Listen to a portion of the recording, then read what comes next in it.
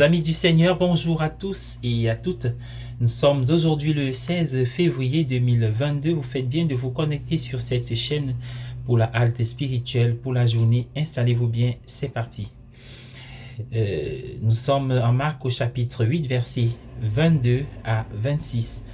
La rencontre entre Jésus et l'aveugle dans l'évangile de ce jour a quelque chose de très personnel. Lorsque les habitants de Béthaïde ont amené l'aveugle à Jésus, celui-ci a pris l'homme par la main et l'a conduit hors du village, peut-être à la recherche d'un endroit plus intime et plus calme où il pourrait le guérir. Puis dans ce lieu tranquille, Jésus dépose sa propre salive sur les yeux de l'homme et lui impose les mains. Deux gestes très personnels et en fait intimes. Sans présumer que l'homme est guéri, Jésus lui demande « Tu vois quelque chose ?» impliquant ainsi l'homme dans sa propre guérison. Jésus le fait pour signifier cette part que nous devons apporter, que nous devons mettre comme engagement dans notre avenir, dans la voie du salut. Lorsque l'homme indique qu'il commence à voir mais qu'il ne voit pas encore clairement, Jésus lui impose à nouveau les mains.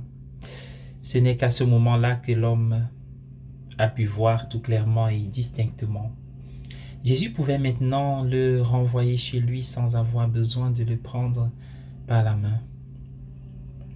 Nous pouvons voir dans cette histoire de guérison une image de la manière dont le Seigneur souhaite se comporter avec nous aujourd'hui. Il appelle chacun d'entre nous à une relation personnelle avec lui. Pour approfondir cette relation, il nous conduit souvent par la main, loin des lieux où nous nous rassemblons habituellement, dans un endroit tranquille où il peut parler à nos cœurs et toucher nos vies. Le Seigneur a dû toucher cet homme plus d'une fois pour le faire passer des ténèbres à la lumière. La guérison de cet homme n'a pas été instantanée.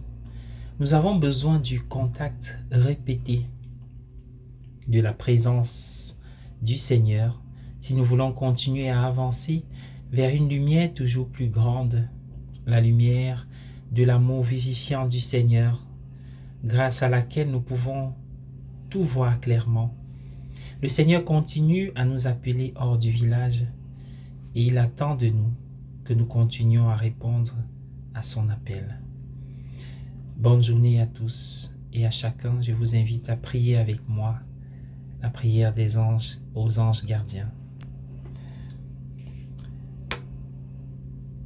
Aie toujours en réserve de l'huile pour ta lampe. Tu pourras ainsi l'allumer quand paraît l'époux. Ressemble aux filles avisées de la parabole de Jésus.